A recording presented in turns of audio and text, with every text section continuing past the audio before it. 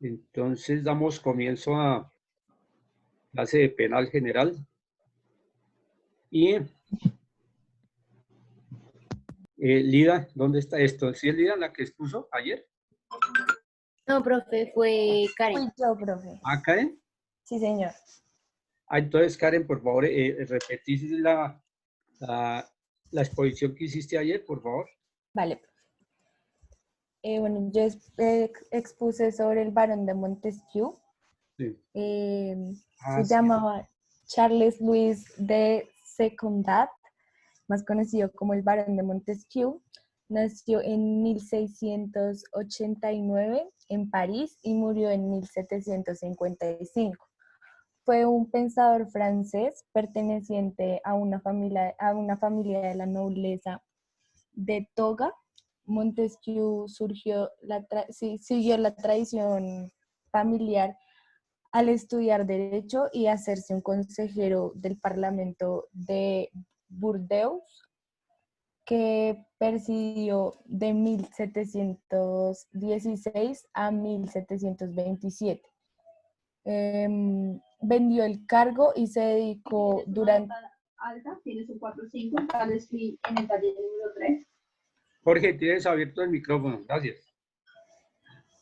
Vendió el cargo y se dedicó durante 4 años a viajar por Europa, observando las...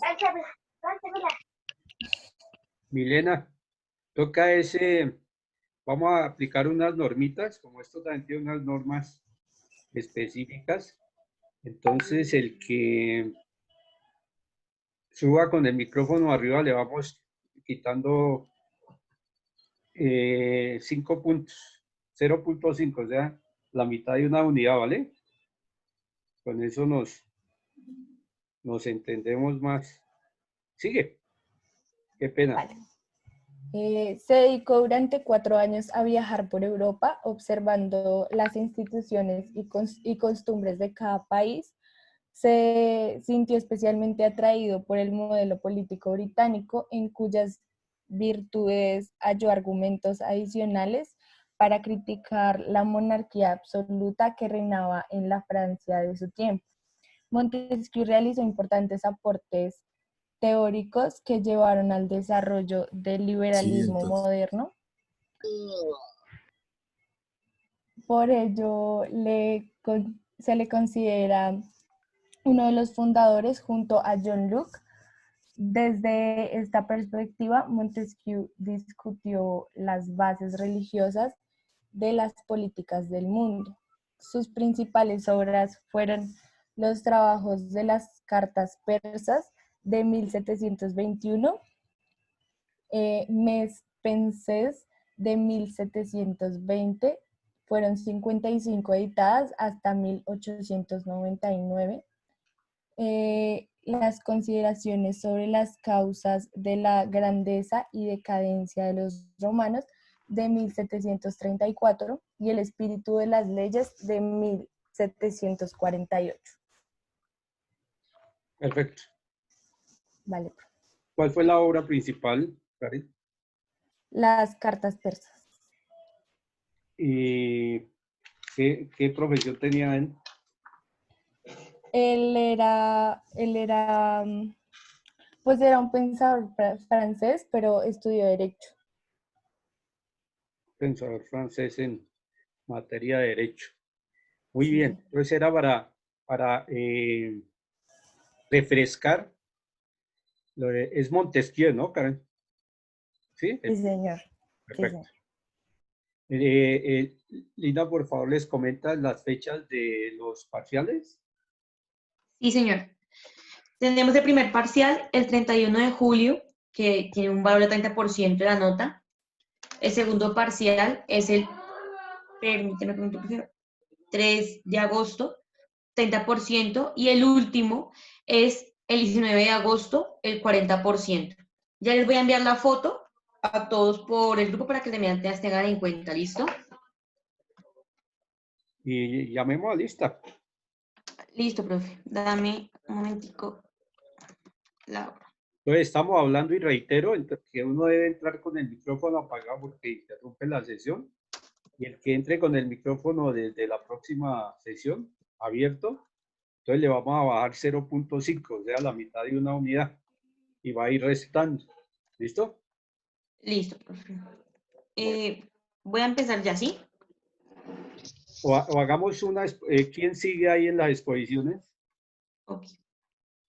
Si fue Karen la que expuso ahorita, ¿quién sigue? En orden de lista. En orden de lista, profe, Sí, después de Karen. seguiría John Cristancho, pero él me dijo que habló contigo, se excusó para no estar el día de hoy, entonces sigue Sandra Cruz. ¿Sí está Sandra? Sí, profe, presente. Ah, listo. Buenas noches, profesor. Profe, qué pena, le quería decir que no me sirve la cámara, pues se me dañó el celular. Entonces, de pronto hasta mañana. Qué pena. Sí, sí, señor. No, no te preocupes. Pero yo siempre he visto esa figura ahí, entonces no hay problema, tú siempre estás ahí. ¿Listo? Bueno, Listo, profe, gracias. ok. Entonces, puedes empezar. Bueno, profe, a mí me tocó John Marshall. John Marshall nació el 24 de septiembre de 1755 y murió el 6 de julio de 1835. John Marshall fue un abogado, juez, político y militar estadounidense. Él era líder del Partido Federalista y también fue secretario del Estado con el presidente John Adams. Él desempeñó esto hasta que fue elegido en el Congreso, en la Corte Suprema de los Estados Unidos como presidente, que esto fue el 4 de febrero de 1801. Bueno, él fue una figura muy importante y destacada porque hizo grandes cambios jurídicos y judiciales en los que, o sea, en la Corte Suprema, él se basó más que todo en que cuando se hicieron, o sea, cuando se hicieron como no sé cómo explicarme, Tranquila. la interpretación, como cuando se hicieron la interpretación en el tribunal, pues no estaba muy explícito de que si se sacaba una ley que contraria a la Constitución, pues sería anulada. Entonces, George Marshall, por eso fue tan destacado. También por una sentencia que era de Marbury versus Madison, que fue en 1803, que pasa por ser la sentencia más famosa de la historia. La más famosa de la historia, conforme en la cual la función de los jueces es decir qué es el derecho y en qué se dice textualmente. Entonces, era eso a qué se refería, que digamos, había un documento que exponía que de los poderes de los fundadores. Entonces, en Estados Unidos hicieron la Constitución, ¿sí? Entonces, él en qué se basaba, en lo que llegó a ser tan importante fue por eso, por no darse a entender que la Constitución era lo más importante y lo que se hacía en los tribunales, todo lo jurídico, todo tenía que ir conforme a la Constitución y no se podía contrariar. Bueno, yo encontré que él era originario de la Commonwealth y yo lo busqué porque no sabía qué significaba y decía que en el vocabulario inglés, Commonwealth, significaba común y en el antiguo wealth le derivaba de fortunas, que significaba literalmente riqueza. Commonwealth. Sí, profe. Y bueno, comenzando su carrera, reconstruyó los sistemas judiciales y jurídicos, siendo además que era el modelo de juez y siendo denominado padre de la constitucionalidad o padre del control constitucional.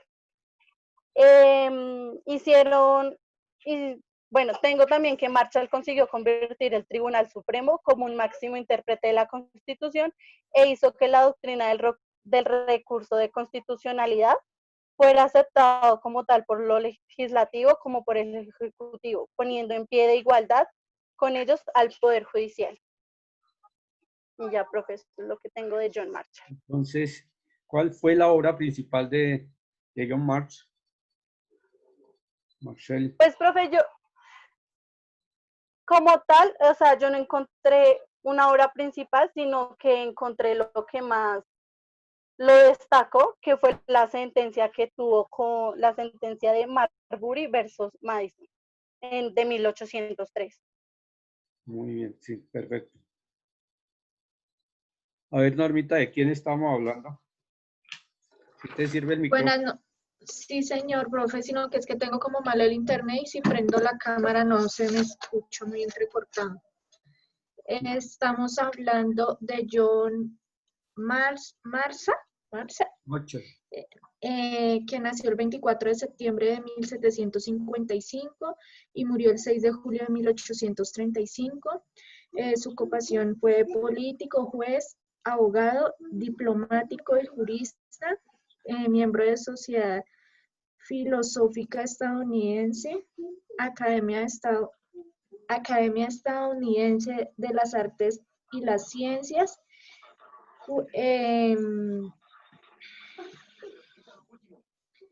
En 1801 el presidente le propone a Marshall que ocupe un puesto en la Corte Suprema, aceptando el puesto y ya, eso es lo que tengo. ¿Fue llamado el padre de qué? De la constitucionalidad. Bien, muy bien. Padre Zulma, danos un recuentico de John Marshall. John Marshall nació el 24 de septiembre de 1755, murió el 6 de julio de 1835, fue llamado el padre de control de la constitucionalidad, fue abogado, juez, político, diplomático, legislador, fue una figura importante en los cambios jurídicos de Estados Unidos y participó activamente en la Revolución Americana. Su obra principal es la sentencia de Marbury. Versus. A ver, Jorge, está bien, Zulma, está bien. Jorge, háganos un recuentico de... Bueno, John Marshall nació en 1755, murió en 1835, abogado político, líder del Partido Federal, reconocido por la sentencia más famosa, la cual que es el derecho, también reconocido por principal defensor de la Constitución, considerado padre de la Constitución y máximo intérprete de esta, por lo que alcancé a escuchar. Juan, ¿tienes prendido el micrófono? Gracias. A ver, Lisette. Profe, pues yo tengo que John Marshall es el padre del control constitucional, fue abogado, juez, político, estadista, militar, fue secretario de Estado, ya al final fue presidente de la Corte Suprema de los Estados Unidos hasta prácticamente la fecha en la que él falleció, que fue hasta el 6 de julio de 1835. Dio pues una gran transformación en el sistema jurídico y judicial. Sobre todo se resalta lo de la sentencia que la compañera anteriormente mencionaba, que es la Marbury Madison, que fue en 1803. ¿Y fue llamado el padre de qué? Del control constitucional. Laurita Pedraza. Profe, yo tengo que John Marshall nació el 24 de septiembre de 1755 y murió el 6 de julio de 1835.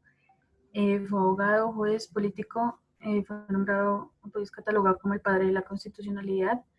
Fue una figura muy destacada por ocupar pues, su principal cargo, el que más renombre le dio, fue el de ser presidente de la Corte Suprema de Estados Unidos y fue una figura principal en los cambios políticos y ya.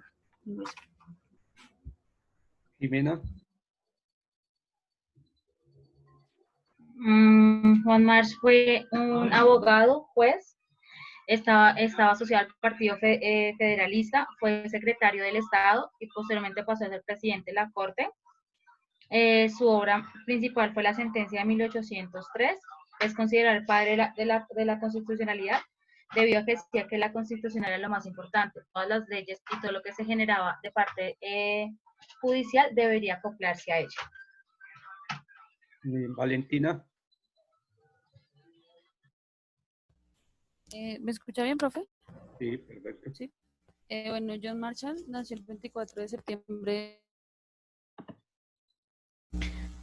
Fue secretario del Estado, también hizo grandes cambios jurídicos, también estuvo en la sentencia de Marbury versus Madison, que fue la sentencia más famosa de la historia.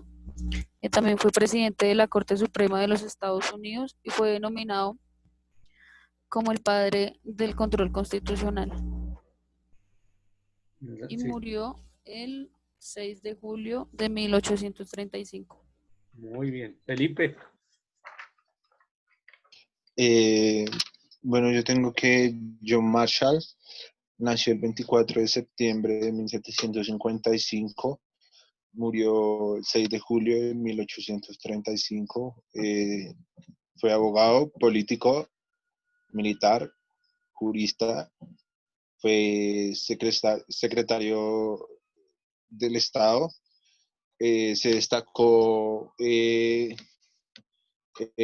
pues obviamente por su desempeño, pues no por su desempeño, sino se le reconoce su prestigio fue porque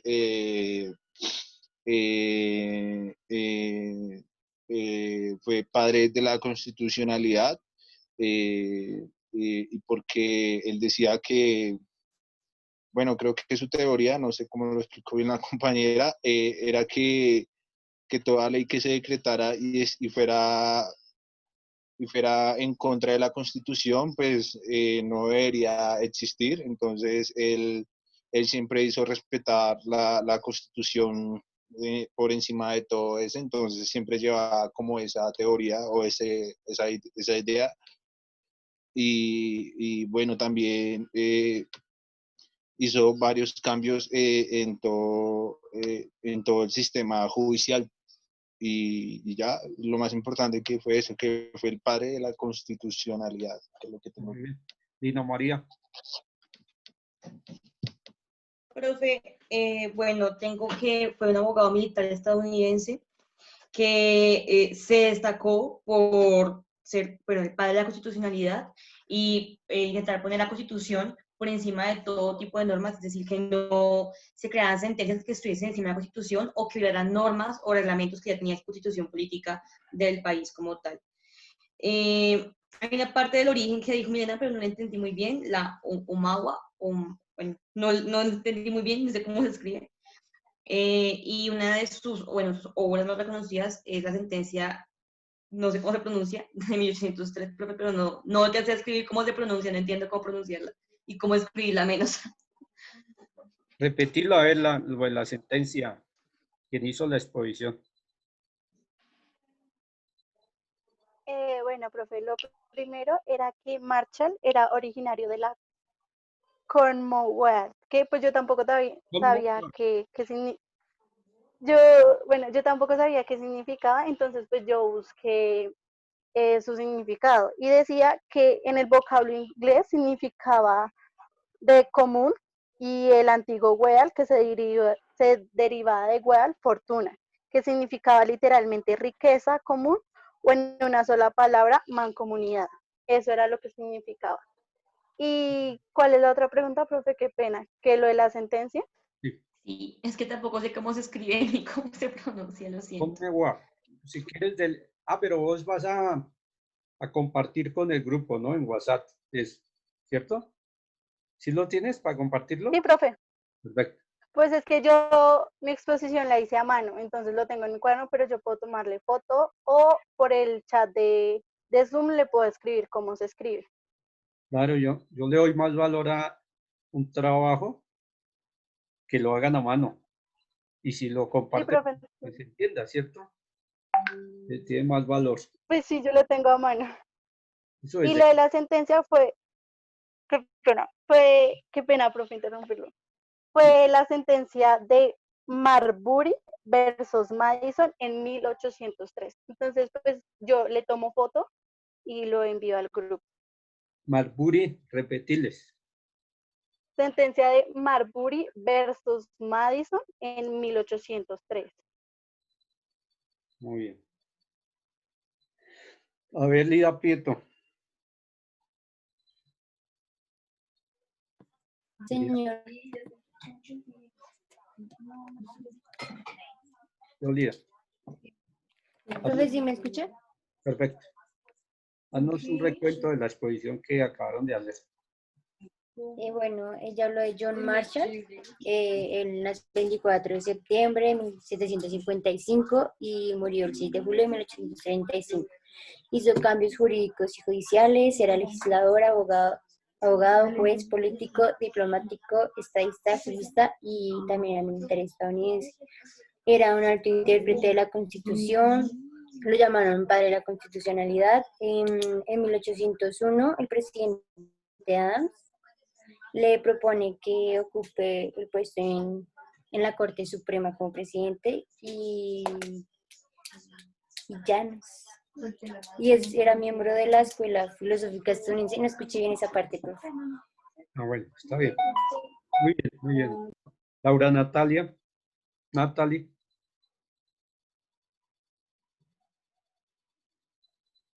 Natalie. Olaya, ¿no está? Sí, señor, es que casi no logró activar el micrófono. A ver, cuéntanos, Laurita. Bueno, yo alcancé a escuchar que él nació en 1755, fue abogado político, líder del Partido Federal, juez y secretario del Estado. Lo que más lo destacó fue la sentencia de 1803 con Marbury versus Madison, y pues que él también fue llamado padre de la Constitución. ¿Tú tienes prendido el televisor o algo? Señores, que estoy con mi familia, entonces sí, por eso se escucha como ruido. Te toca usar audífonos y eso para que corte. Sí, señor, los tengo puestos. Bien. Sigue, ¿ya terminaste, no? Sí, señor. Bueno, bien, Laurita. Jonathan Mesa. Buenas noches, profe, sí, lo escucho. A ver, coméntanos sobre la exposición que hicieron. Sobre quién es. Ok. He escuchado un poquito entrecortado, pero lo que he alcanzado a entender sobre John Marshall dice que nació el 24 de septiembre de 1755, falleció el 6 de julio de 1835, fue un abogado, juez político, diplomático, legislador, estadista, jurista y militar estadounidense. Originario de Conmobile, no sé si se pronuncia así, de Virginia y líder del Partido Federalista. Se desempeñó también en la Corte Suprema de los Estados Unidos y fue presidente también de la Corte Suprema de los Estados Unidos. Y miré un poco sobre que participó activamente en la Revolución Americana como parte de los refuerzos para la independencia de los Estados Unidos. ¿Y fue denominado el padre de qué? ¿No diste, no? Lina Ulloa. Muy bien, Jonathan. El padre, sí lo escuché, lo repito. Sí, dilo, Jonathan. Se me pasó, profe, no, lo repitieron varias veces, pero se me olvidó, qué pena, profe. Pero sí, estoy prestando atención. Listo. Lina. Sí, señor. Bueno, la exposición fue sobre John Marshall. Él fue abogado, juez político, diplomático, legislador y estadista. Nació en Estados Unidos el 24 de septiembre de 1755, murió el 6 de julio de 1835. Fue el padre de la constitucionalidad y su obra más significativa fue la sentencia de Marbury versus Madison en 1803. Muy bien, muy bien. Daniela.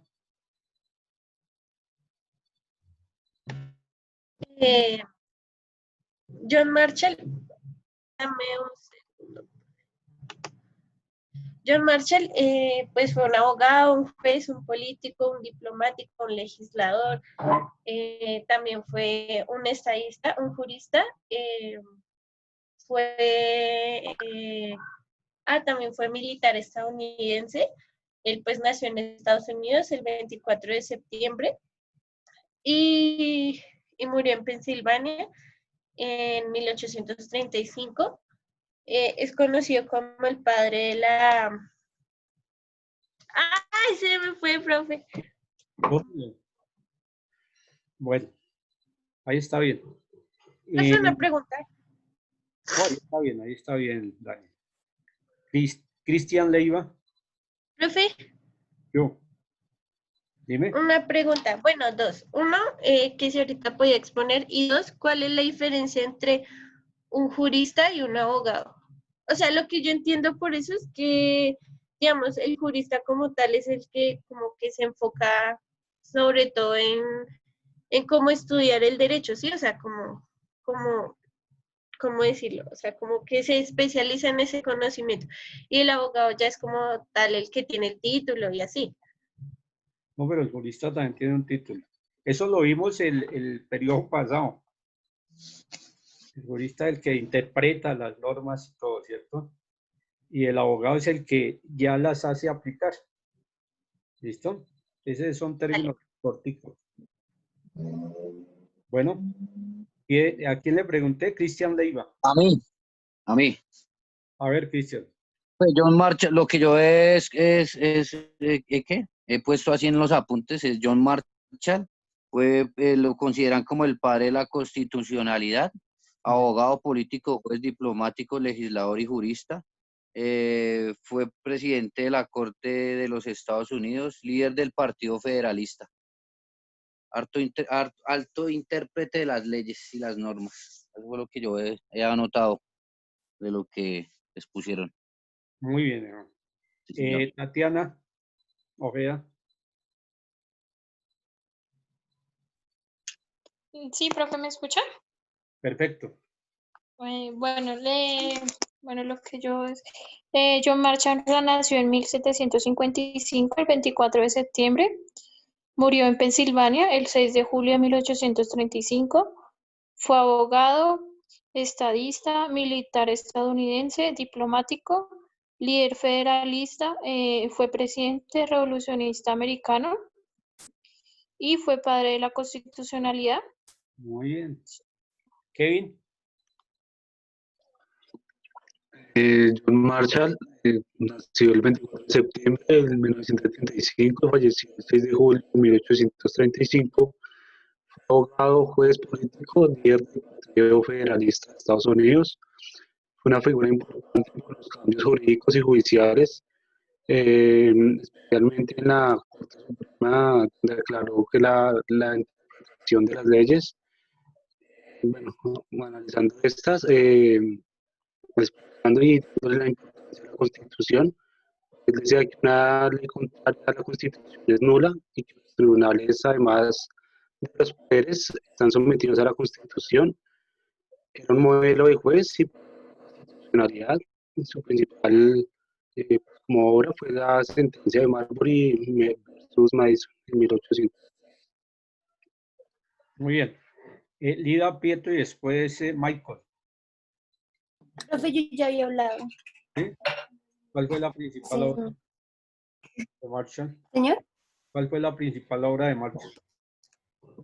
Pues ya no la escuché bien, pero sé que fue como en 1803 una sentencia, porque no tuvo obras, tuvo una sentencia que ya nombró, pero no me sé bien los nombres. Mire ahí cuál es la principal obra, ¿ya? Kevin. Michael, perdón.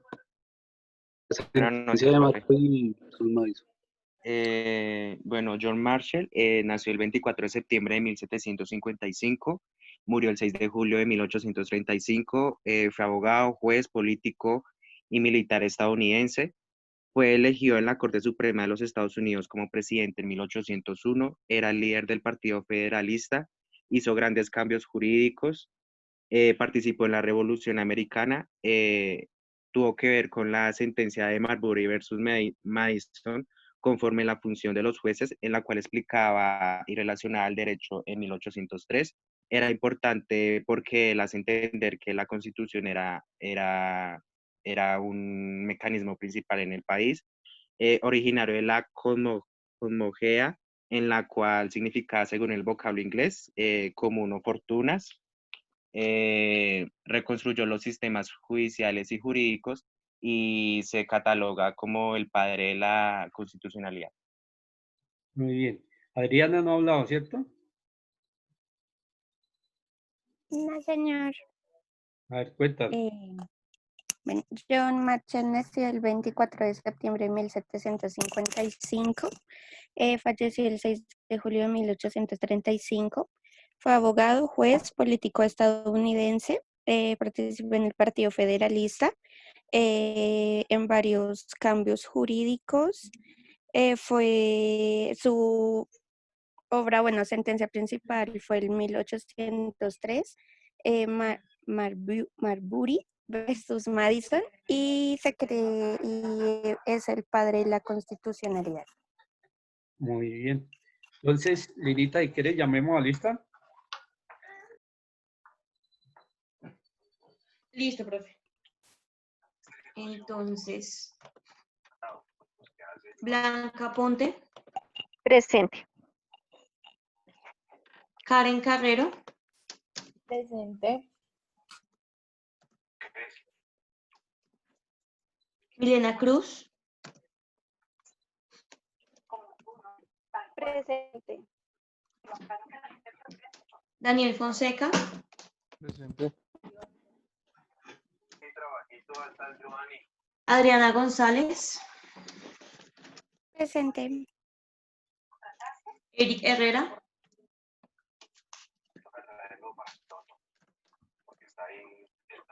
Eric Herrera. Él no tiene micrófono, escribió por el chat del grupo lindo. Ah, ok, listo. Ginette Jiménez.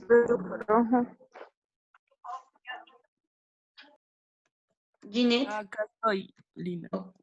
Ok. Ahí está. Valentina Martínez. Presente. Daniela Mejía. Presente.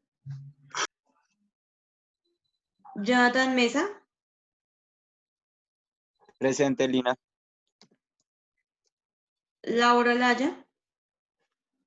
Presente, Lina. Noria Paredes.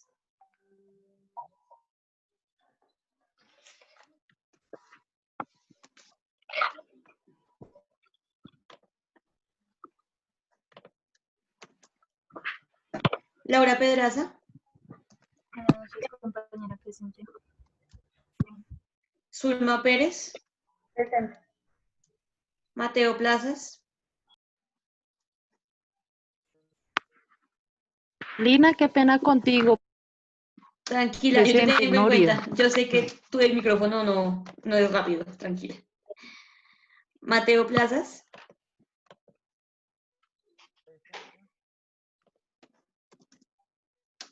Lida Prieto. Presente. Felipe Rangel. Presente. Michael Tapias. Presente. Lina Ulloa. Presente, Lina. Jimena Valencia. Presente. Kevin Perdigón. Presente. Andrea Ruiz. Profe, Andrea Ruiz y Andrea Abril tienen inconvenientes laborales, pero sí estaban en clase, listo. Pero ya, o sea, se desconectaron, pero ya voy otra vez a la clase. Paola Grijaldo. Tatiana Ojeda. Presente.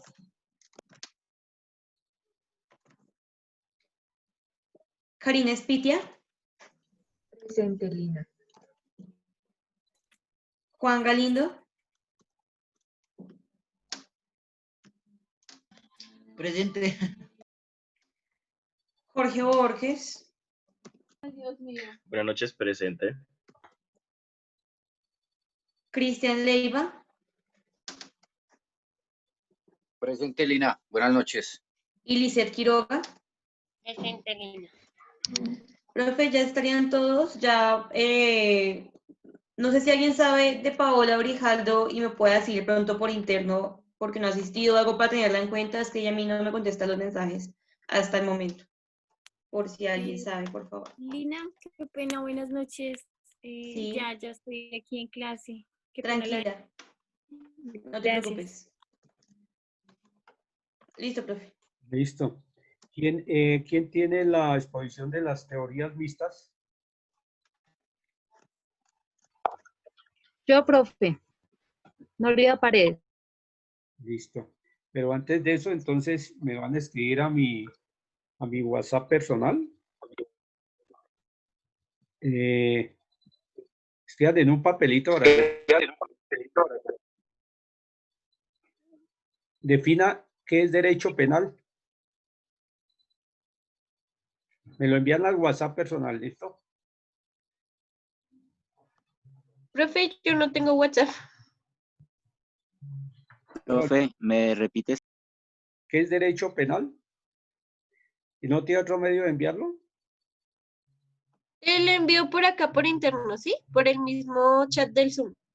Es que lo que pasa es que ahí cuando salimos, entonces no queda registrado. Espérate ahorita. No, profe. Espérate ahorita. Por correo se lo puedes enviar, ya te paso el correo del profesor. Al correo. Ah, sí, lo puedes escribir, porfa, aquí por el chat. Ya lo pongo. Pues, defina qué es derecho penal.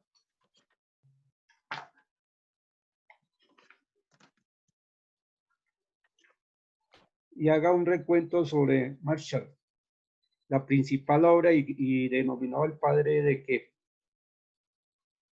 ¿Y cuál fue la sentencia que lo hizo famoso? Entonces empieza a correr ya.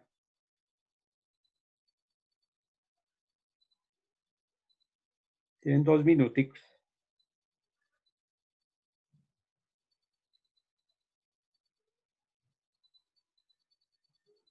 Ya puse el correo para que lo vean. Listo. Tienen que ponerle ojo al correo porque esa fue una prueba que hice. Pero, Lina, tú lo enviaste al WhatsApp. Ay, espera que se lo envíe en privado a alguien, perdón. Se lo Cielo, envío más. nadie Sí, acá. lo siento.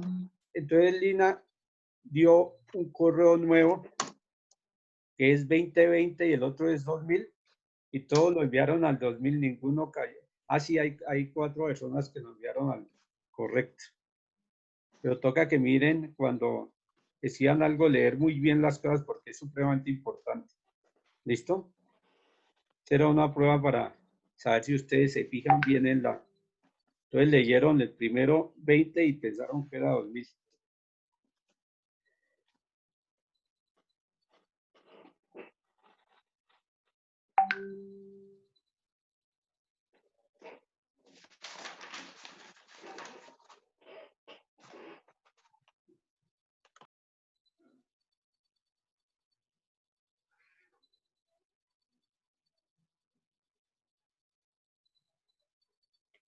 Profe, ¿me recuerda el filósofo?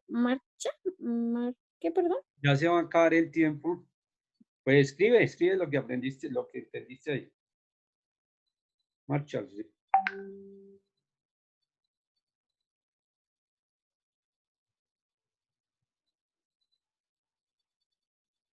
No se les olvide escribir quién es el que manda el mensaje, ¿no? El nombre.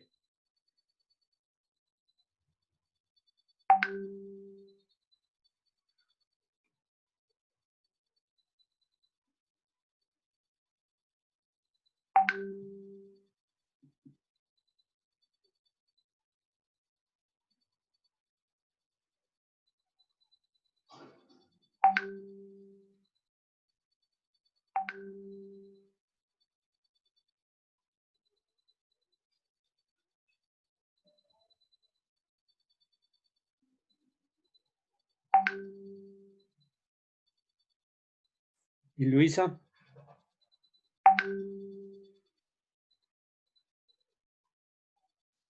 ¿No vino Luisa? No. No, señor, ya me dijo que iba a estar ya pronto mañana en clase, profe. Ah, bueno. Entonces, cuando llegue a 0 ya suspenden. 9, 8, 7, 6, 5, 4, 3, 2, 1, 0. Listo ahí. A las... Profe, yo le estoy contestando a mano porque es que el teclado de mi celular se está mojado y no puedo escribir. Yo lo estoy escribiendo a mano. Entonces me toca tomarle la foto para enviársela. Pero entonces, les voy a... Yo llegué hace poco de trabajar y entonces se me mojó el celular. Entonces espero que me compre. Sí, aunque todos trabajamos, todo el día trabajamos todos. Y nos toca, igual cuando yo estudiaba, yo tenía un periodo que tuve clase de 7 a 8 de la mañana y de 6 a 10 de la noche y muchos sábados. Y trabajaba de 8 a 1 y de 2 a 6. Esa vez era de 2 a 6. Ahora el horario es de 8 a 1 y de 2 a 5. Y así estemos por este medio, nos toca estar ahí puntualmente. Entonces... Profe, yo sé, es que a lo que me refiero es que se me mojó el celular. Es que, A eso me refiero. Contestes. Ah. Porque le di un minuto más por lo que dijo. ¿Listo, Cristian? Sí, señor, ya. Entonces envío. Le envío la foto. Y entonces, ¿quién sigue en la exposición? Nuevamente en orden de lista, profe, ya expuso Milena, sigue Daniel Fonseca. No sigue. ¿Quién era la que... Perdón, Noria Paredes, sí, señor, que usted... Entonces, la próxima vez es más fácil cuando hagamos este ejercicio, que los que puedan mandarlo así en mensaje de voz. ¿Listo? Se facilita y es más rápido. Entonces, empecemos, por favor. A mí me correspondió las teorías mixtas. Perfecto. Las teorías mixtas reúnen en la pena las características que las teorías anteriores consideraban primordiales. Estas identificaban a la pena como justa y útil. Consideran que la pena debe reprimir tomando en cuenta la culpabilidad y la proporcionalidad con respecto al hecho delictivo, llegando a la justicia, y a la vez prevenir la comisión de nuevos delitos, llegando a la utilidad. Legislación comparada, la influencia de estas teorías dominante. Bueno, esta teoría surgió resultado de la lucha de las escuelas que intentaron establecer una relación conciliable entre las teorías de la retribución y las teorías relativas, tanto la prevención general como la especial, así con la intención de buscar una solución mediadora entre las dos posturas mencionadas. Algunos juristas observaron que se podían recoger los rasgos más significativos de cada corriente, obteniendo así una propuesta mixta entre las vertientes retributivas y relativas. Según estas teorías, la pena se legítima cuando su aplicación es establecida en una medida justa y presenta también un fin de utilidad. Roxin decía que una teoría mixta de este tenor parte del correcto entendimiento de que ni la teoría de la retribución ni ninguna de las teorías preventivas puede determinar justamente por sí solas el contenido y los límites de la pena. Pero le falta el fundamento teórico en cuanto a sus defensores, se contentan, ¿cómo decir? Con poner sencillamente un lado del otro. como los fines de la pena, la compensación, la culpabilidad y la prevención especial y general, por lo tanto, una teoría unificadora aditiva. Diferencia de las diferentes opiniones particulares, sino que la suma y conduce sobre todo a un ir y venir sin sentido entre los diferentes fines de la pena, la cual imposibilita una concepción unitaria de la pena como uno de los medios de satisfacción social. Es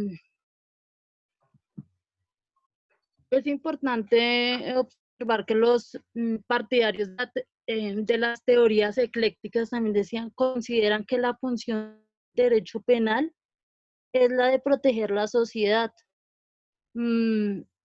Este es un punto que en las posiciones de las teorías mixtas y también es a partir de ahí donde se empieza la construcción de los demás diversos tipos de posturas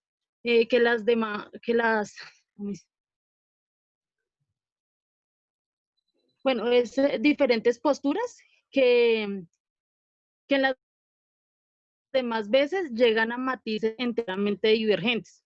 En ese sentido, la retribución como la prevención son teorías diametralmente opuestas, lo que imposibilita la sumisión de una vertiente a otra. Y aunque propongan la posibilidad de una coordinación mutua entre las dos perspectivas, aduce que la retribución mira al pasado, al delito cometido. Sin embargo, la prevención apunta al futuro, a evitar que se vuelva a delinquir. Reconducir ambas versiones de la pena a una unidad en una especie como de cuadratura de círculo de difícil solución.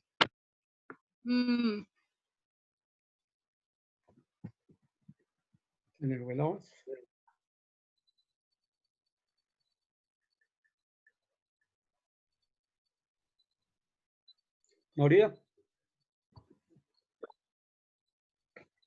Noria.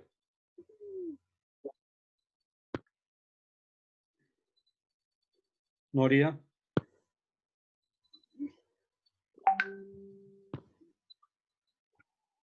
Profe. Noria, ¿me haces un favor? Como tienes entrecortado eso y toda la exposición casi se ha entrecortado, ¿vos podés mandárselo a Lina para que ella le haga la lectura? Sí, profe, espera un momento. Gracias.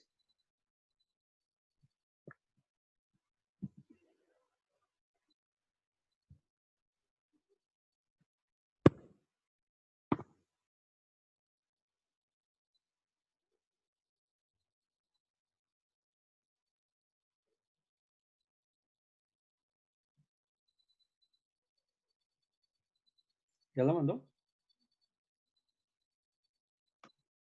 Profe, aún no me lo envía.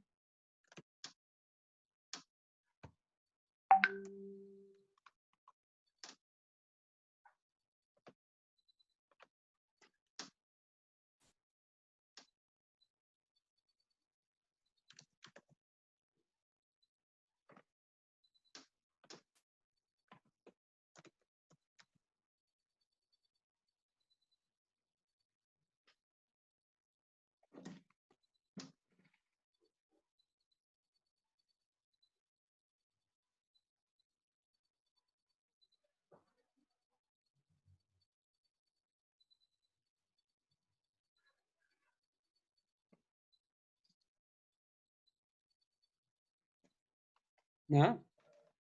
No, profe, aún no. Entonces, aquí en lista, ¿quién sigue en la exposición? Sigue Eric Herrera, pero Eric no tiene micrófono. Y entonces, Nene, haga silencio, por favor. Profe, qué pena interrumpir. Es que la compañera Noria no pudo enviarle la información a Lina, sino que me la envía a leer. entonces vos léela, tranquila. Ya.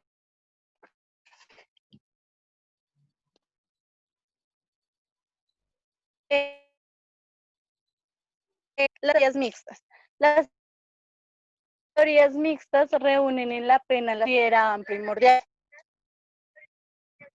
Estás casi igual. ¿Será que está Qué mal el pena, internet?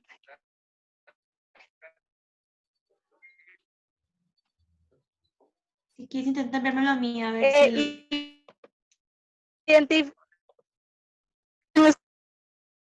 No, estás... No, miren, está igual. No, creo que está peor. Milenita, ¿y vos podés mandársela a Lina?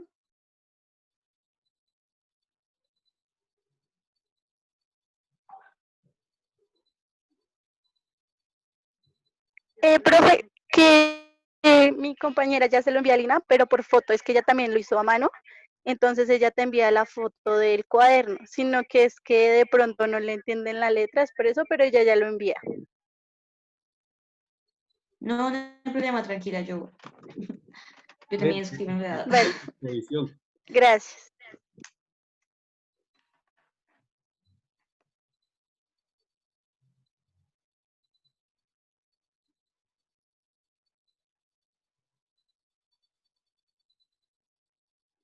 Yo acabé de mandarle a Lina un qué, el nombre de una película que quiero que la vean el fin de semana para discutirla el lunes. Si quieres. Profe, no me lo has enviado. No me ha llegado. La mandé a Lina Ulloa, siempre me Lina Ulloa. Hola Lina, es el La milagro. reenvío. Siempre. Entonces, pues la puedes compartir, Lina. Claro que sí, profe, ya la comparto. Y quiero que la vean el fin de semana para discutirla el lunes. ¿Sí? Listo, profe. Esa película en parte es lo que no guardan los técnicos judiciales en el desarrollo de un homicidio. O sea, deben guardar ciertos protocolos, deben seguir ciertos lineamientos. Entonces, en esa película quiero que vean y la analicen qué fue lo que pasó. ¿Listo?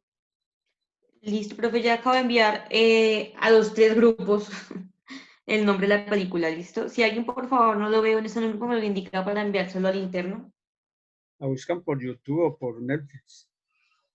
¿Listo? Ahora sí ya llegó la información, ¿o no? No, no me llega Entonces, nada. el siguiente en la exposición. Pues después de Eric, que no tiene micrófono, sigue Jiménez, pero, profe, ella tiene un inconveniente y me lo acaba de comentar por interno, y es que tú le diste el mismo tema que tenía Blanca, Hugo Grossi. Bueno, que la haga, no, eso no sobra. Pues igual, profe, si quiere lo recalcamos. Es muy similar a lo de ayer, pero pues igual, no hay problema. Sí, por favor. Ok, entonces Hugo Grosio nació el 10 de abril de 1583. Era jurista, escritor y poeta neerlandés. Como tal, fue niño prodigio. A los 9 años conocía la poesía y hacía versos de calidad. A los 11 años comenzó los estudios de Derecho en Holanda y se graduó a los 4 años en Francia. Tenía conocimiento como tal en la jurisprudencia y la filosofía y había aprobado cursos como astrología, matemática y teología. Como tal, era defensor de la soberanía absoluta del Estado sobre el territorio.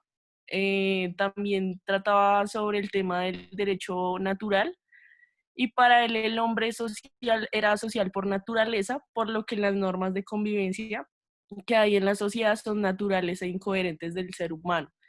Él como tal decía o sostenía que debía existir valores mínimos e indiscutibles, no por mera conveniencia, sino que como tal en la sociedad se tendría que mantener un orden y de que los primeros principios se podían basar desde temas de la matemática y las leyes serán justas si se deducen en estos principios abstractos.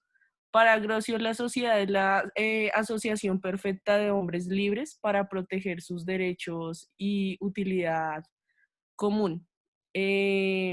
Como les comentaba, pues desde el principio, para él el derecho natural y las normas legales del Estado necesitan de un soberano fuerte que garantice la expansión comercial de un orden y de una paz. El Tratado de Grocio del Derecho de la Guerra y la Paz fueron un tema plagado en los ejemplos históricos de las citas euródigas, de tal manera que no podían hacer aquí un resumen de todos los planteamientos. Entonces estaba el primer libro examinado a la cuestión general del origen del derecho, el segundo libro ya que tomó a su carga exponer todas las causas por las cuales se podía originar la guerra largamente. El tercer libro que tiene por objeto propio el ilícito de la guerra. Y pues él también como tal, en este tercer libro, hablaba sobre los derechos que se poseen, acerca del derecho a defender de nuestros ataques y sus cómplices, sobre los derechos que desvienen de nuestros actos respecto a los combatientes y colaboradores, y por último, con relación al impacto del conflicto y el uso pues, del mismo.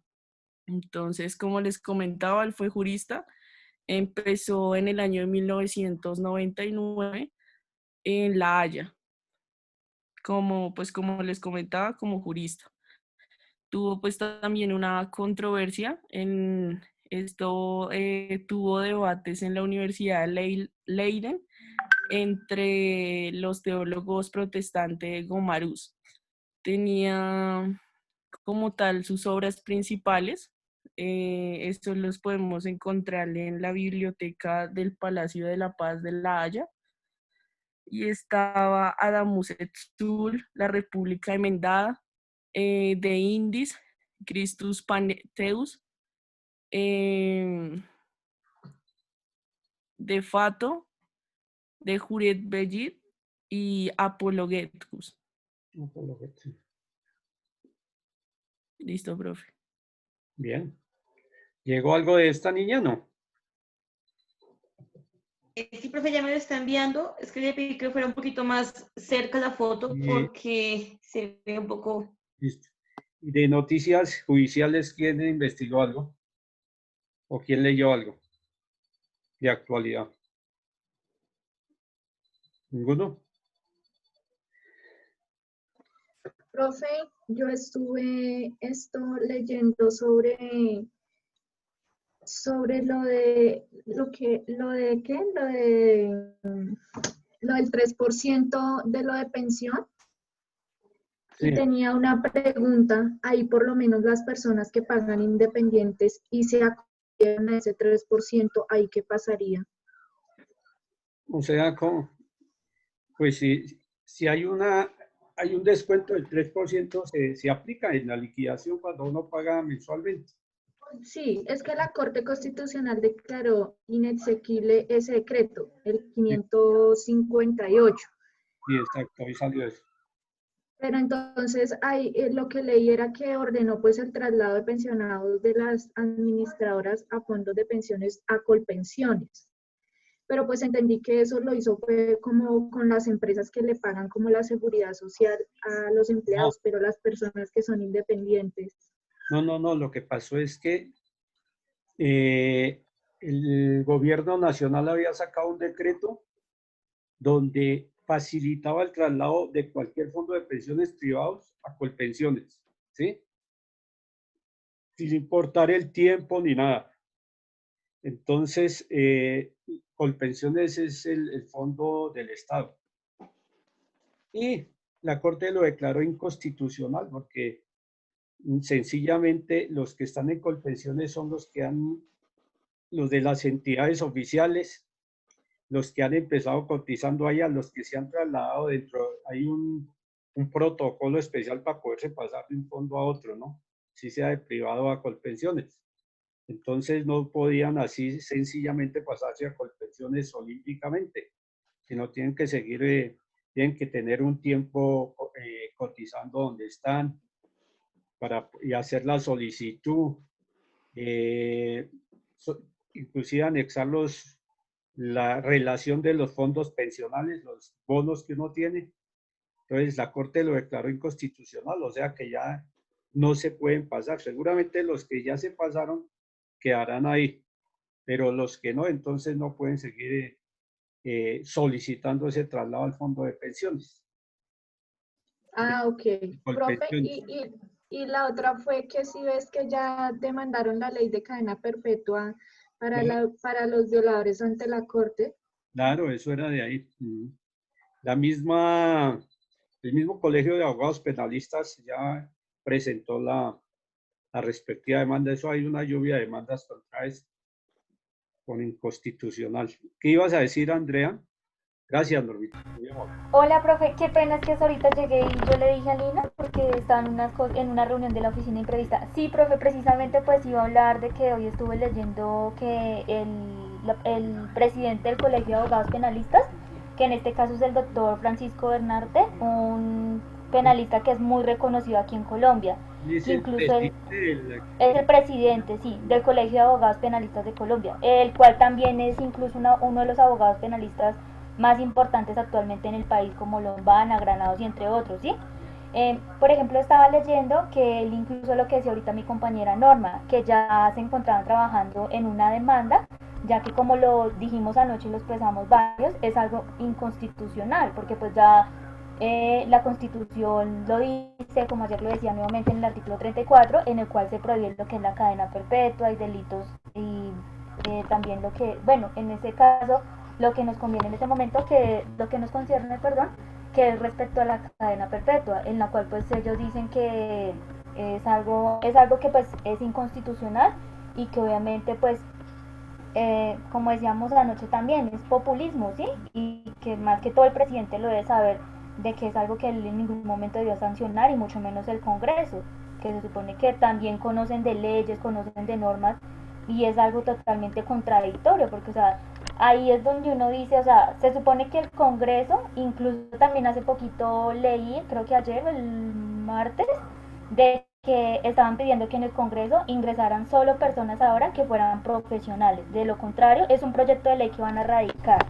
De que ahora en adelante todo congresista que ingresara tenía que por lo menos tener aunque sea pregrado, porque muchas veces hay congresistas que de pronto son empíricamente, ¿sí? Y pues esto no quiere decir que es algo malo, porque hay personas, pero pues es bueno que antes de conozcan acerca de la norma, de la ley y demás, porque es como un juez, es como pongo el caso, un juez y no de pronto no supiera acerca, no hubiera estudiado la carrera de Derecho o en su defecto las especializaciones, maestrías, posgrado, etcétera, obviamente pues no va a tener como el suficiente conocimiento y obviamente pues la teoría, que es lo que pasa de pronto en el mundo de los abogados, que constantemente, digamos, puede estar la ley del Código de Procedimiento Penal, pero yo creo que el profe y todos lo sabemos, actualmente cada año obviamente pues se va modificando, van derogando cosas y pues es muy importante lo que incluso pretenden con este proyecto de ley y más lo que dice en este caso el doctor Bernarte. Es que en el Colegio Nacional de Abogados Penalistas está el doctor Bernate, que es el presidente, está el doctor Cancino y hay unos del magistrados de la Corte y la Sala Penal. Y hay un mundo de abogados. Ahí cuando fundamos ese colegio, estábamos como más de 60 ahí. Pero es importante. Y lo que proyecta el Colegio Nacional de Abogados Penalistas es que a los abogados les sigan las investigaciones, lo mismo a los jueces, esa entidad independiente, porque el Consejo Superior de la Judicatura, de acuerdo a una norma, ha debido desaparecer ya, pero creaban otro sistema. Y nunca, como el Consejo Superior de la Judicatura tiene un manejo tan grande personal y el presupuesto, entonces ha sido más politizado eso, y nunca han dado cumplimiento a eso. Por eso hay unos magistrados que llevan 12, 13 años, cuando el periodo prácticamente son 8 años, ¿sí? Llevan más de 12 años ahí. Porque ellos solo pueden salir apenas entre a funcionar el nuevo colegio judicatura se llama. Pero el Consejo Superior de la Judicatura no lo han podido terminar. Entonces el Colegio Nacional de Abogados Penalistas, la proyección es que las quejas y demandas contra ellos, el Colegio Nacional de Abogados Penalistas, que son los que litigan, los que saben, los que están al frente, puedan realmente hacer un estudio concienzudo de las quejas que hay contra los abogados, porque contra los abogados o los jueces y eso, por cualquier situación presentan quejas y ellos ahí mismo abocan conocimiento y abren la investigación, porque no tienen la experiencia. Sencillamente es como ¿cómo es que se llama? El Comité de Ética Médica. Ellos son los que hacen la investigación contra los médicos.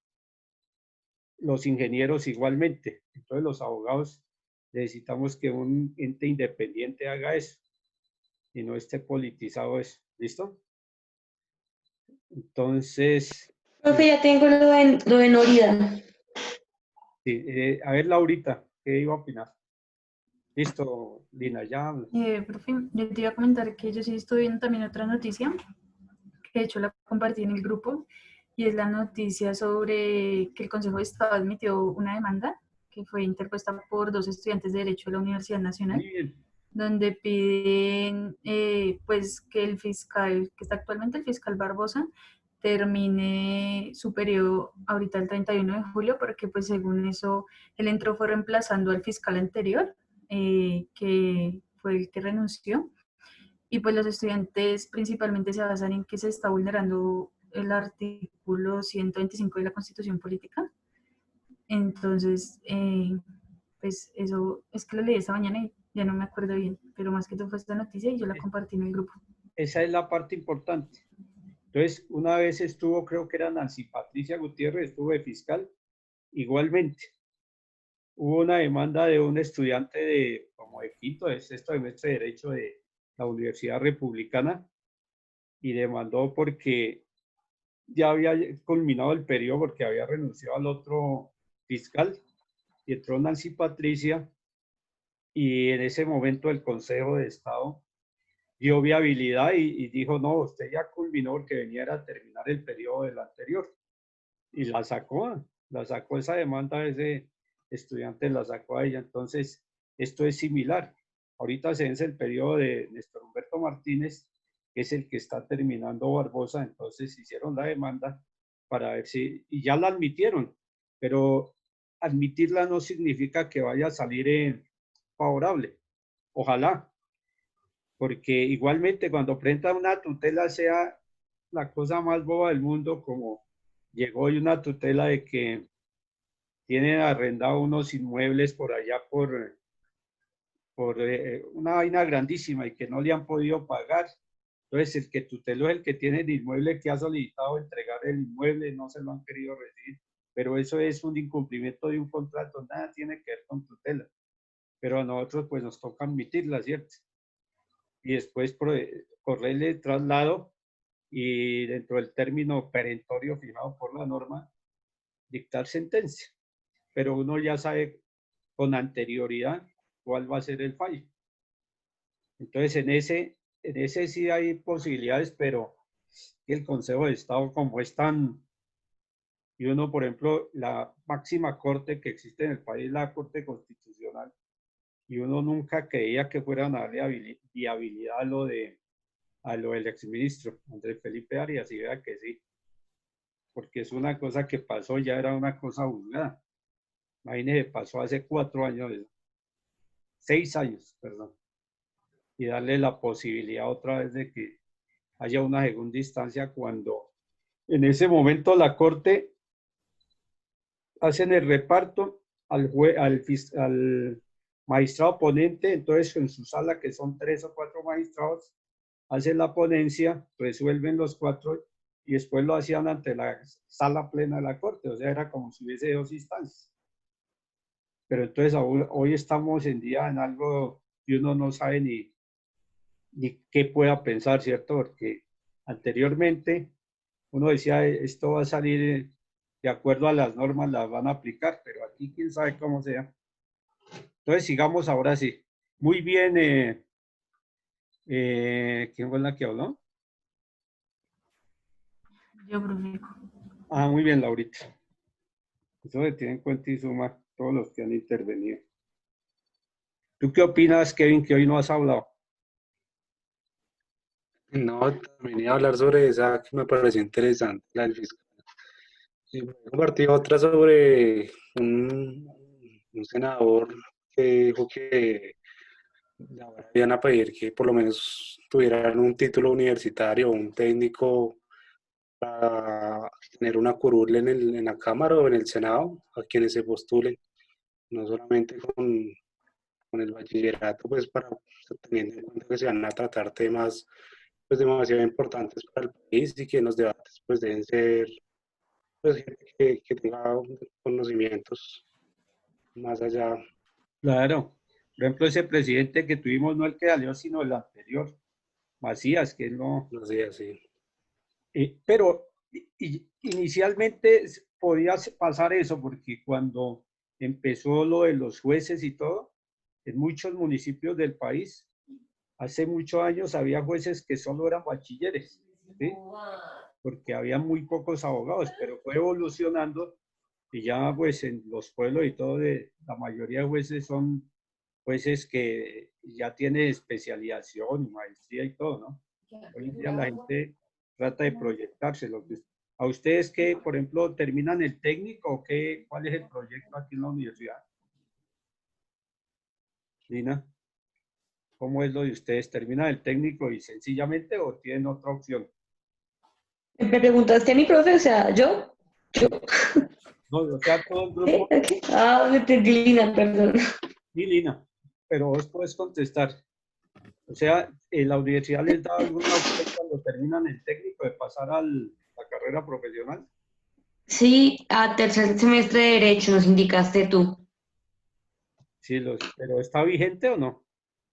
Yo creo que sí. Sí, profe, porque de hecho el profesor Giovanni está hablando. Hay un grupo en WhatsApp que es de todos, o sea, todos estudiantes del técnico, ya sea del semestre que sea, jornada nocturna y diurna. Y ahí está preguntando al profesor Giovanni cómo va a ser el proceso de homologación. Y pues ella les indicó un correo a donde pagar el semestre, un correo donde inscribir las materias, o sea, les indicó cómo es el proceso. Dice, Pero pues, supone que sí, sigue vigente. Dice Eric que la profesora Marcela Méndez les informó eso, que pasaban a tercer semestre. Pero ahorita los chicos anteriores que yo les di clase, hace como 2 o 3 periodos, están en el proceso de pasar a tercer semestre a partir de agosto o septiembre. Y el día de la inducción con ella, el día de la inducción con Marcela, les digo eso. Entonces, pues la proyección es que ustedes sigan y tengan su técnico, que es importante, se especialicen en eso, pero que pasen a nivel profesional, ¿cierto? Que ya como si tuviesen 2 carreras, es importantísimo. Y lo que yo les decía, los técnicos en todos los procesos judiciales penales son fundamentales. Cada uno se especializa en ¿qué? En dactiloscopia, en grafología, en muchos eventos, ¿cierto? Que utilizamos. Entonces, ahora sí, Lineta, sigue. ¿O hay alguien que tenga otra noticia? Hubo una tutela ahí, pero no puse, o sea, no capté bien que una tutela contra la alcaldesa y contra el presidente, pero no recuerdo en este instante. Profe, ¿Quién la invocó? yo ¿Sí? vi en unos videos que Gustavo Petro estaba en la Cámara haciendo sus votos como presenciales. No sé, no entendí eso, a qué se refería. O sea, estaba la sala vacía y era el único que estaba ahí haciendo sus votos. No, hay como 10 o 12. Entonces, que la Constitución establece que para la elección de presidente del Senado debe ser en forma presencial, ¿sí? Y lo que había dicho la Corte Constitucional. Los eventos desarrollados por el Senado y Cámara en forma virtual se les da validez a los que han hecho, pero de ahí en adelante tiene que ser presidencial. Entonces, la elección del presidente, vicepresidente y todos tiene que ser en forma presencial. Y ellos lo hicieron, pero simbólicamente. Votaron por otro candidato para la presidencia del Senado, por los opositores, por un doctor Pateman, algo así. Pero ese fue un voto que hicieron como en honor a que debe ser así. Pero estuvo bien, que nadie leyó lo de la tutela, eso no. Es que yo no me acuerdo. Pues creo que en el momento las medidas que se habían tomado virtualmente iban a quedar así mientras que pasa todo el proceso de la cuarentena. Pero hasta entonces se iban a adoptar medidas para que se pudiera votar virtualmente. Pues eso fue lo que más o menos vi, pero me parece que es mejor presencial. Claro. Es más importante y es más constitucional. Sí, claro. Entonces continuemos, Lina María. Ok, profe. Voy a leer lo que mejor pueda. La foto que me enviaron, listo, no. Igual lo envío también al grupo para que todos lo puedan leer como yo. Dice las teorías mixtas.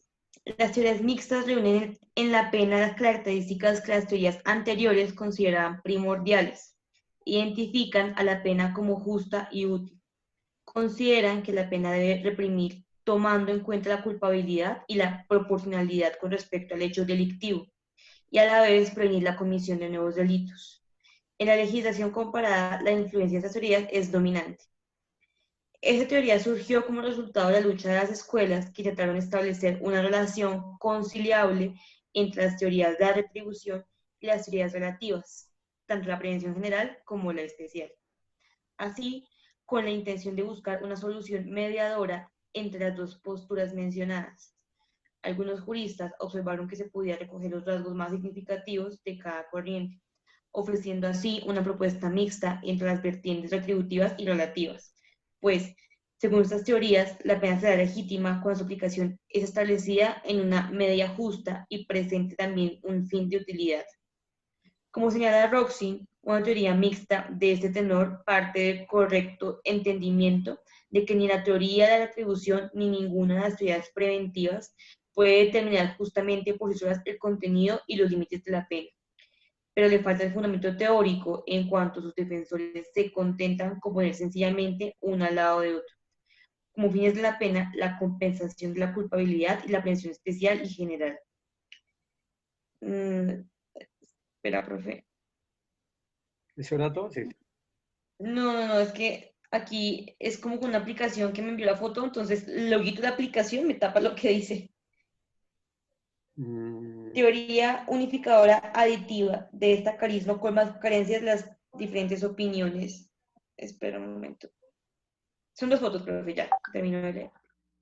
Por tanto, una teoría aditiva de esta cariz no colma las carencias de las diferentes opiniones. Opiniones particulares, perdón, sino que la suma y conduce sobre todo a un ir y venir sin sentido entre los diferentes fines de la pena, la cual imposibilita una concepción unitaria de la pena como uno de los medios de satisfacción social. Por el contrario, la función de una teoría mixta o unificadora capaz de sostener en las condiciones de hoy en día consiste en anular, denunciando el pensamiento retributivo, los posicionamientos absolutos de los respectivos y, por lo demás, divergentes lineamientos teóricos sobre la pena, de tal forma que sus aspectos acertados sean conservados en una concepción amplia y que sus deficiencias sean amortiguadas a través de un sistema de recíproca complementación y restricción. Es importante observar que los partidarios de las teorías ecléticas consideran que la función del derecho penal es la de proteger la sociedad. Este es un punto que converge en que convergen las posiciones de las teorías mixtas. Y también es a partir de ahí donde se empieza la construcción de los demás diversos tipos de posturas que las veces llegan a matices enteramente divergentes. En ese sentido, la retribución como la prevención son teorías diametralmente opuestas, lo que imposibilita la sumisión de una corriente a otra. Y aunque propongan la posibilidad de una coordinación mutua entre las dos perspectivas, aduce que la retribución mira al pasado, al delito cometido.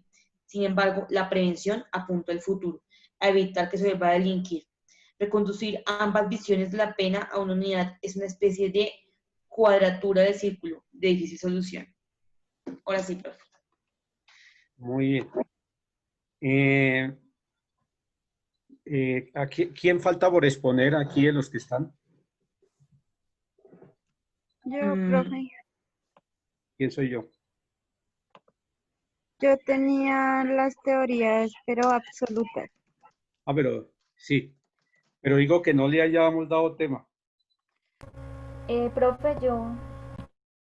Tampoco me han dado tema. Permíteme un momento, teniendo en cuenta, perdón chicos, un momentico, teniendo en cuenta que hay personas que aún faltan por exponer. ¿Quién seguía ¿Sí? en la lista el último que, no el que sigue exponiendo, sino el último?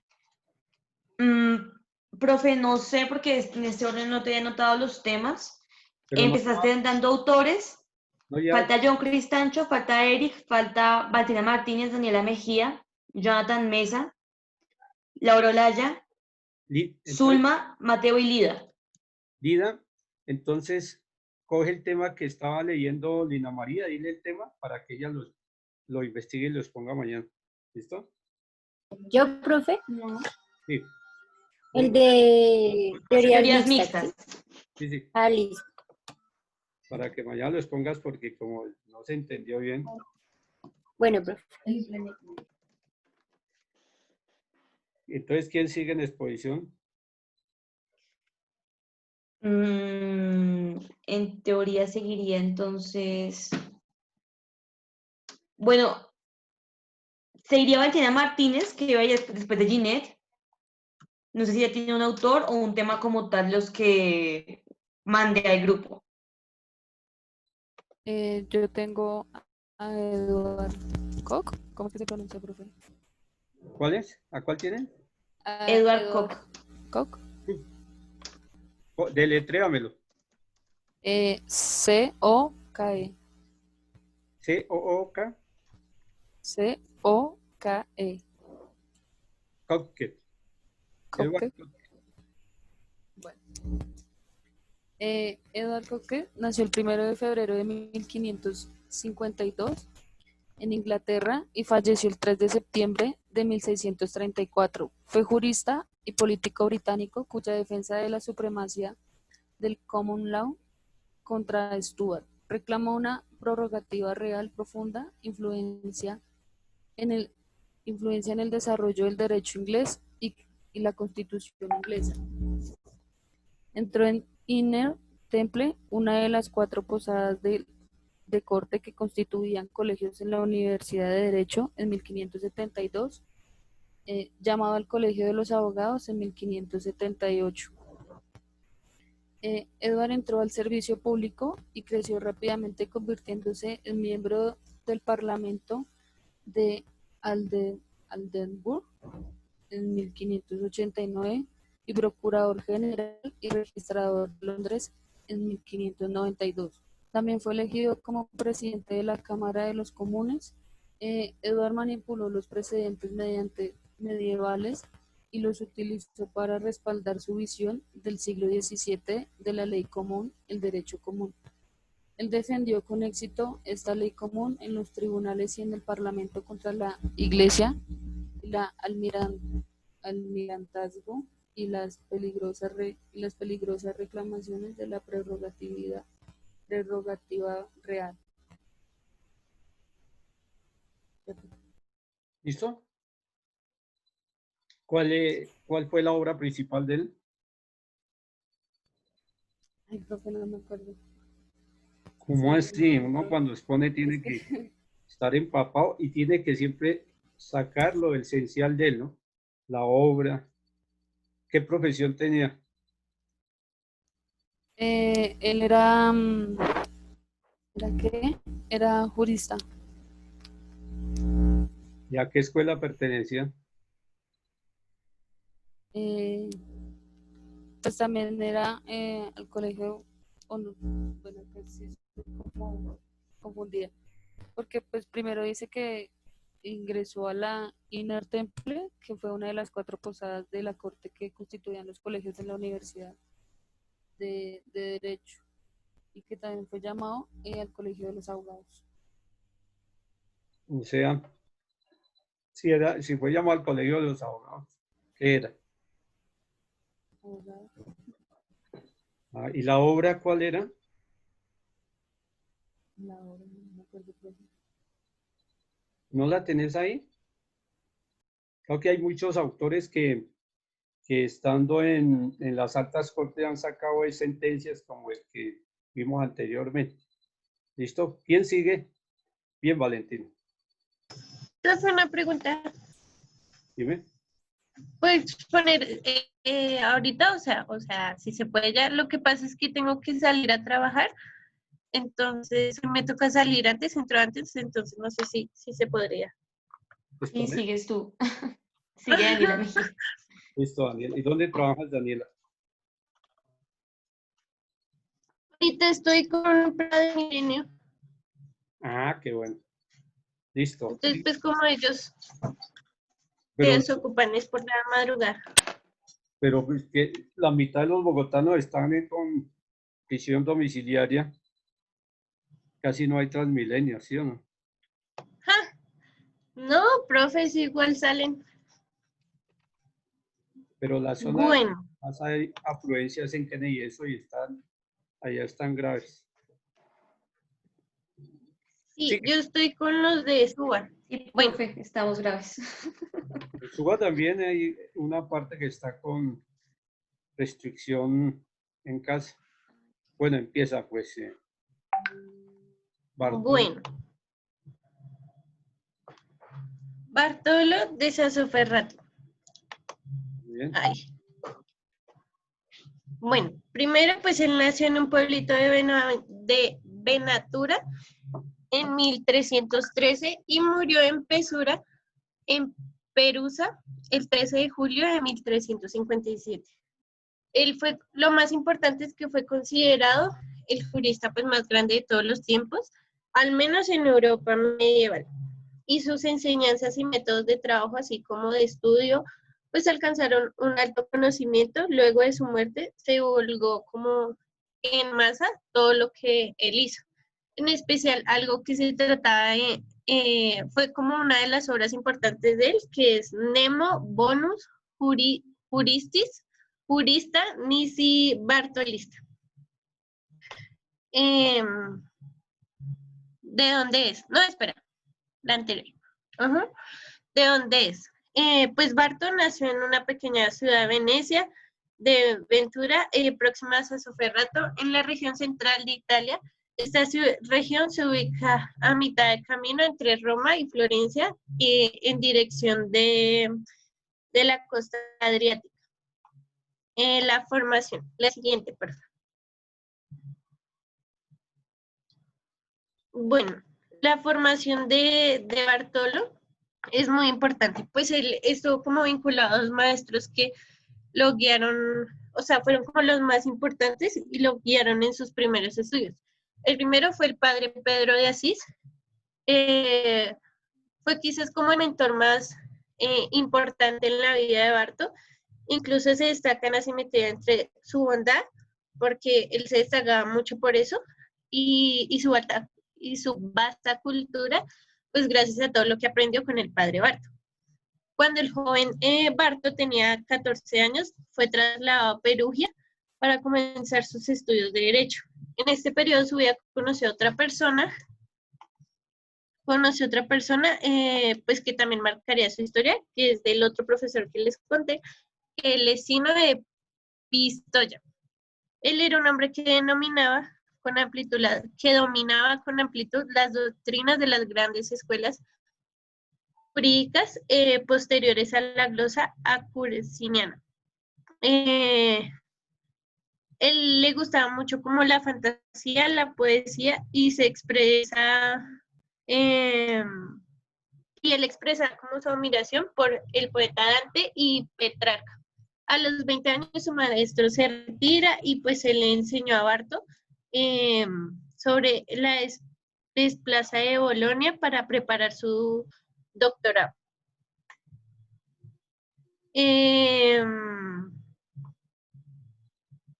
En sus estudios, pues él fue proclamado doctor con una tradicional imposición de la toga y el anillo. Era como una tradición de ese tiempo. La siguiente, por favor. La siguiente. Bueno, esa es de las obras. Antes de eso, pues él tenía como una innovadora metodología que era la razón de Bartók como la que más se destacaba. Por la brillantez pues, de su intelecto, además de lograr innovar las metodologías aplicadas para la interpretación de sus textos jurídicos, especialmente en el comentario del Corpus Juris Civilis y en sus no más brillantes contribuciones en el derecho público, que también se destacó mucho en el derecho público, y el privado. En las obras, pues ahí pueden ver algunas de las obras, y entre estas abajo en lo último dice Bartolo y el mar.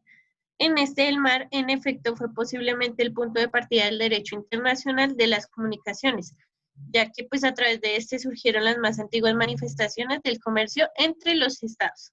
El aporte de Bartolo, el derecho internacional marítimo, en esa obra, porque en esta pues se sentaron como las bases fundamentales de toda la teoría de la soberanía absoluta de las aguas territoriales, y pues fue el primero en exponer la naturaleza jurídica de dichas aguas. Y ya. Muy bien, estuvo muy buena la exposición. Entonces tienes que compartirla con el grupo, ¿no? En WhatsApp. Vale, profe. Te felicito, estuvo muy buena. Gracias, profe. Muy bien, muy bien.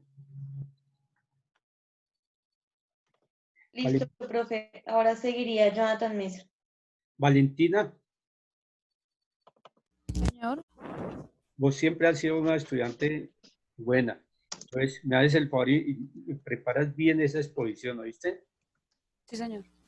Sea con las obras, todo lo respectivo. Esa es sencilla, pero vos siempre te has caracterizado por tus buenas exposiciones. Bueno. Sí, señor. Mañana la hago. Sí, listo, ok. Gracias. Eso no quiere decir que la hayas hecho mal, no. Sino que esperamos más de vos. ¿Quién sigue? Jonathan Mesa.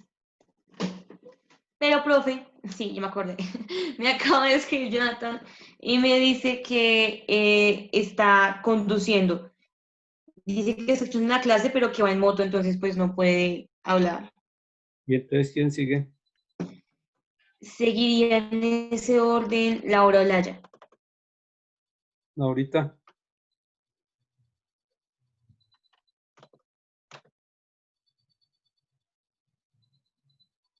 ¿No está o qué? Laura Natalia. Sí, Natalie Olaya.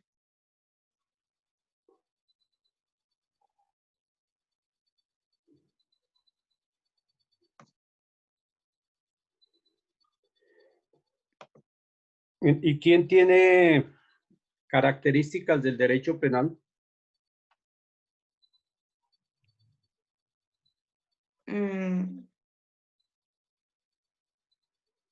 Me toca buscar a quién se lo di. Características del derecho penal.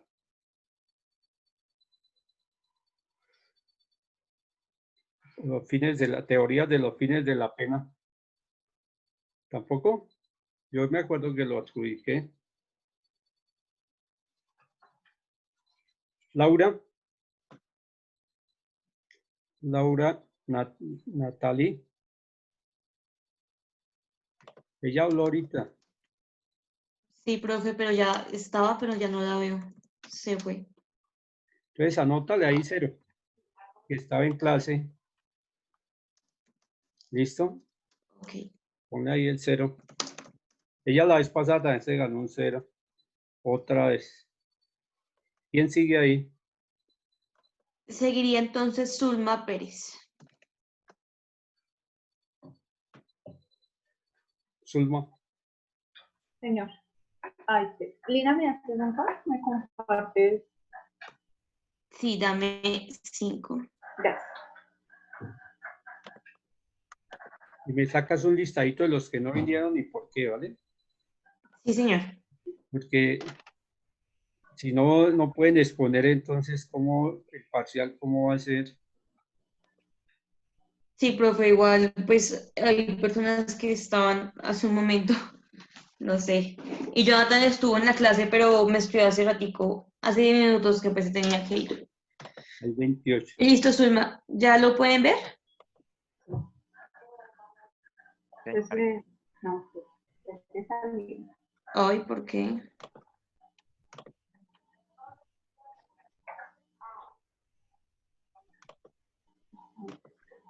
¿Ya? Ya.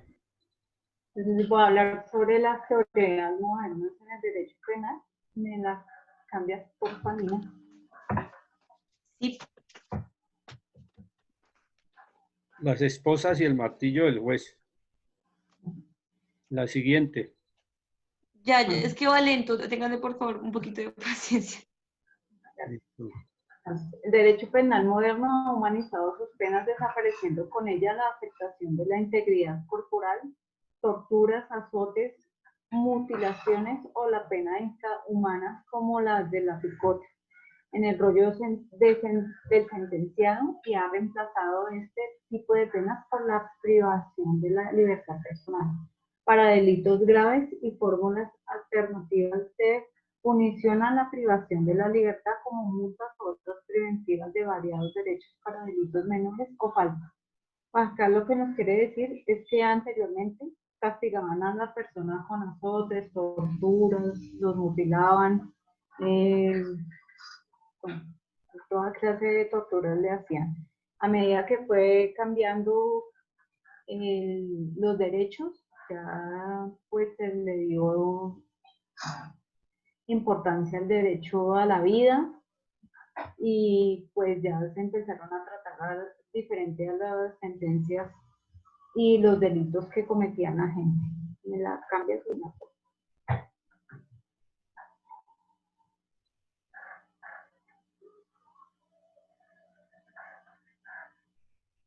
En el derecho penal moderno, como hemos visto, existe una reserva del uso legítimo de la violencia en los poderes públicos, ya que el Estado es el único que utiliza las penas como un medio de control social legítimo. Es un instrumento de control formalizado que debe ser aplicado a la persona en forma proporcional y legal. La cambias de una cosa. La pena entonces es el medio tradicional y más importante dada su gravedad de los que utiliza el derecho. La pena existente para mantener el orden jurídico que se ha establecido la sociedad como indispensable para desarrollarse armónicamente en un ambiente de paz social. Aplicar una pena implica disminuir la capacidad de actuación dentro de la sociedad e incluso puede darse casos que se anulan totalmente. La pena es la disminución o anulación de la bien jurídica libertad perteneciente a una persona. En otras palabras, la pena ataca el bien jurídico más preciado por el hombre, su libertad.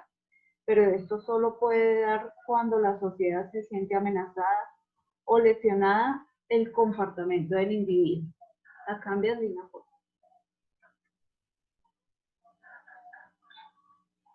Esto abre el concepto de derecho penal moderno en sentido formal. La ciencia penal dirige hoy su atención de un modo tan intenso como monográfico a una pluralidad de problemas políticos, criminales y dogmáticos de la realidad del presente, aglutinado en la denominación derecho penal moderno.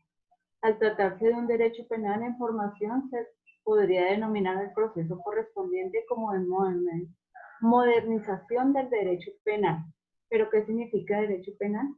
Sobre la noción moderna.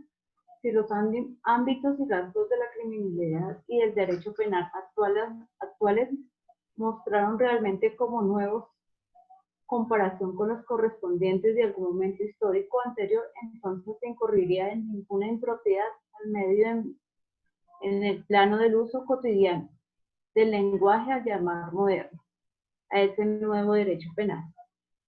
Pues que nos quiere decir que el derecho penal se ha transformado durante todos estos años, pues ya como vieron las imágenes, antes se castigaban con azotes, los colgaban, los crucificaban. A medida del tiempo pues ya han cambiado las penas, el feudalismo también maltrataba a la gente, entonces ya a medida de eso fueron cambiando y pues eso es lo que quiere decir el derecho, la teoría modernista del derecho penal.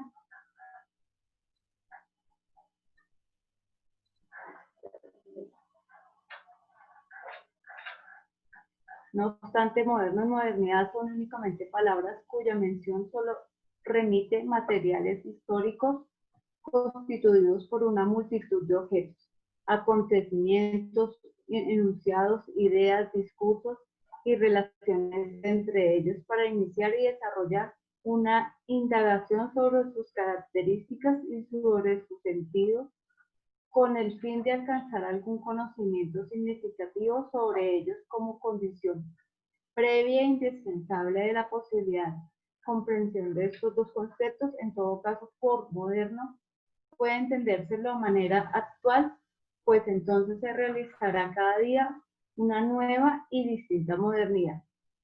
Una noción de lo moderno suficientemente clara y operativa nos da los proporciona Ignacio Sotelo al explicar que el adjetivo moderno surge justamente cuando se considera indispensable marcar diferencias sustantivas entre el ayer y el hoy, de modo que en el que sea necesario subrayar el presente con un vocablo nuevo supone que se le percibe como algo radical distinto de lo anterior, que toma con ello el cariz de lo ya superado, por lo que la aparición de este neolismo implica la conciencia de una ruptura en la continuidad histórica. Lo que fue ya no es, se viven en tiempos nuevos. O sea que el modernismo parte de cierto punto ya que cambia todo lo de las leyes y normas que en este momento tenemos. Ya. ¿Y qué conclusión sacaste de esto? Pues que el modernismo en el derecho penal se ha ido transformando durante todos estos años, cambiando la manera de los castigos y que ya no pues utilizan las torturas, nada de eso, sino que ya los delitos se juzgan y les dan como su tiempo para que los delincuentes tengan ciertas prórrogas, ciertos derechos que no sean violados. Muy bien. O sea, eso, aquí en Colombia todavía hay un sitio donde aplican esos castigos. ¿Sí se acuerdan quién aplica esos castigos? Felipe. Les dan garrotazos y todas cosas. Las comunidades indígenas. Muy bien, sí, las comunidades indígenas. Comunidades étnicas. Hubo un personero aquí en Bogotá que cometió unos delitos por unos contratos y él era de esas comunidades, porque él fue senador y todo. Y ellos pretendían juzgarlo, pero como estaba ocupando un cargo oficial, pues fue juzgado por la justicia ordinaria. Él inclusive ya está en libertad, pero la condena le suspendió derechos políticos y a ocupar cargos públicos por casi 20 años. Entonces, políticamente quedó muerto. Pero aquí en esas comunidades todavía se aplican castigos severos. Y inclusive los ponen trabajar forzadamente y todo.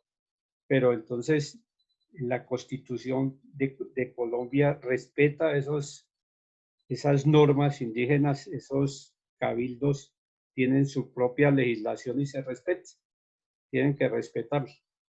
Pero las normas penales, los procedimientos, día a día van cambiando, ¿no?